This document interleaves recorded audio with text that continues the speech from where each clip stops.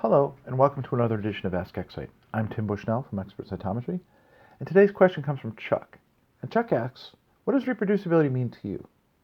Now, Chuck, that's a great question, a very topical one, because the issue of reproducibility in science is a huge concern to many people. Since the call to arms was issued in the early 2000s, with papers citing the infrequency of companies to be able to reproduce results, it's led to a global crisis, if you will. Various groups are doing various things to try to improve this, from requiring comments on NIH grants to improved visibility to data and results and communication of information.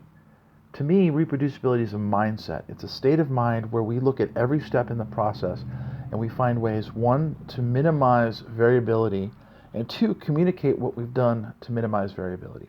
So within flow cytometry, we start with the panel design. How do we design the panel? What considerations do we take into account?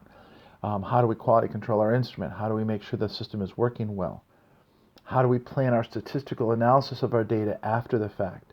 What are our tools going to be used to identify and support or refute our hypothesis? It's going to go into the optimization and validation of your panel. Did you titrate your antibodies? Did you voltrate to make sure you got the best voltage? How did you monitor that? Did you add internal controls for your own self, even though there may be controls being run on the instrument, but do you have controls for your experiment? A reference control is a great tool for this, so a variety of beads can be used for that.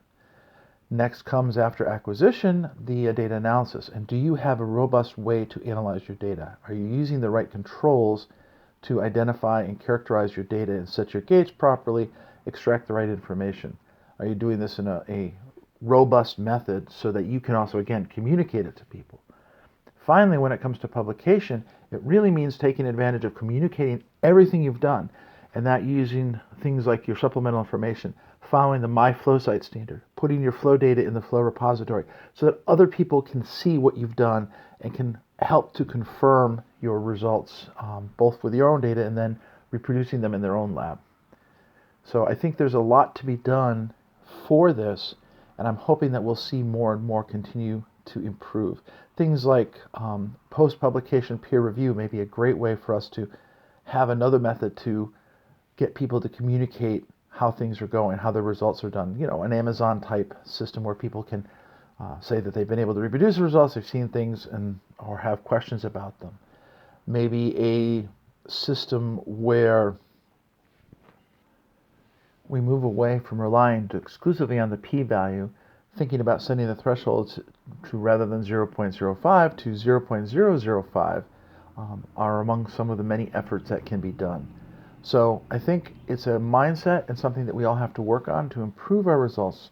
We owe it to ourselves, we owe it to science, and here at Expert Cytometry we will continue to provide the best information we can to help you make those decisions and design your experiments, execute your experiments, and analyze your experiments in a manner that will be reproducible and consistent. So thanks for your question, Chuck. Remember, if you have more questions or want more information, go to getflowtraining.com or send us an email at askexcite@expertcytometry.com to get your question answered right here. Thanks for another Ask Excite. I'm Tim Bushnell with Expert Cytometry, and remember to stay tuned for all your best practices in flow cytometry right here with Tim and Team Excite.